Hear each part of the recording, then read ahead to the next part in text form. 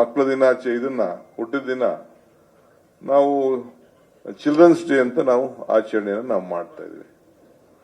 ಅವ್ರು ಕೇಳ್ತಾರೆ ಕೆಲವರು ಆ ಸಂದರ್ಭದಲ್ಲಿ ಏನಕ್ಕೆ ನೀವು ಇದನ್ನ ಹೇಳ್ತಾ ಇದ್ದೀರಿ, ನಿಮ್ಮ ಹೆಸರು ಯಾಕೆ ಬೇಡ ಅಂತೇಳಿ. ಅವ್ರು ಹೇಳ್ತಾರೆ, ಈ ದೇಶದಲ್ಲಿ ಈ ಮಕ್ಕಳ ಮೇಲೆ ನಾವು ನಂಬಿಕೆ ಇಡಬೇಕು.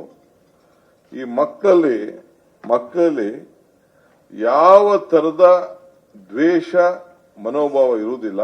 ಹಾಲಿನಂತೆ ಮನಸ್ಸು, ಅವ್ರಿಗೆ ಜಾತಿ ಧರ್ಮ ಯಾವುದೂ ಇಲ್ಲ. ಎಲ್ಲರೂ ಕೂಡ ಒಗ್ಗಟ್ಟಿನಿಂದ ಇವತ್ತು ದೇಶದ ಮಕ್ಕಳಲ್ಲಿ ಇವತ್ತು ಶಾಲೆಗೆ ಹೋದಾಗ ನಿಮ್ಗೆ ಅನುಭವ ಆಗಿದೆ. ನೀವು ಬಹುಶಃ SSLC ಹೋದಾಗ ನೀವು ಯಾವ ಜಾತಿ ಯಾವ ಧರ್ಮ ನಿಮ್ಗೆ ಯಾರಿಗೂ ಗೊತ್ತೇ ಇಲ್ಲ.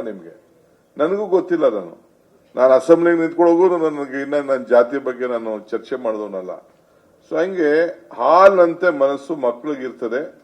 ಆದ್ರಿಂದ ಈ ದೇಶ ಒಗ್ಗಟ್ಟಾಗಿರ್ಬೇಕು, ಶಾಂತಿಯಿಂದ ಇರಬೇಕು, ವಿಶಾಲ ಮನೋಭಾವ ಇರಬೇಕು ಅಂತೇಳಿ ಅವರ ಹುಟ್ಟಿದ ಜನ್ಮವನ್ನ ಚಿಲ್ಡ್ರನ್ಸ್ ಡೇ ಅಂತ ಆಯ್ಕೆ ಮಾಡಿ ಅಂತ ಹೇಳಿ ಅವತ್ತು ನಾವೆಲ್ಲ ಇವತ್ತು ಆಚರಣೆ ಮಾಡ್ತೇವೆ. ಆವತ್ತೇ ನಮ್ಮ ಕೋಆಪರೇಟಿವ್ ದಿನ ಕೂಡ ನಾವು ಆಚರಣೆ ಮಾಡ್ತಾ ಇದ್ದೀವಿ.